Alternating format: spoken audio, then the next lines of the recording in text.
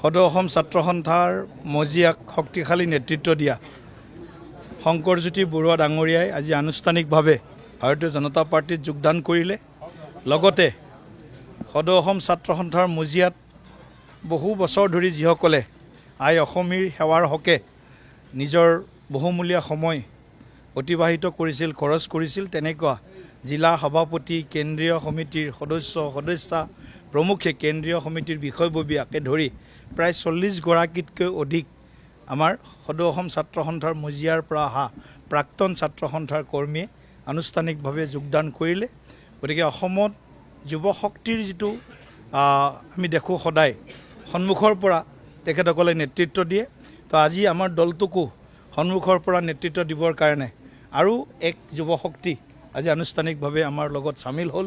গতিকে শংকৰজ্যোতি বৰুৱা ডাঙৰীয়া আৰু সদৌ অসম ছাত্ৰ সন্থাৰ মজিয়াৰ পৰা অহা প্ৰতিগৰাকী আত্মীয় আমাৰ যুৱ নেতাক আমি আনুষ্ঠানিকভাৱে আমাৰ দললৈ উষ্ম আদৰণি জনালোঁ।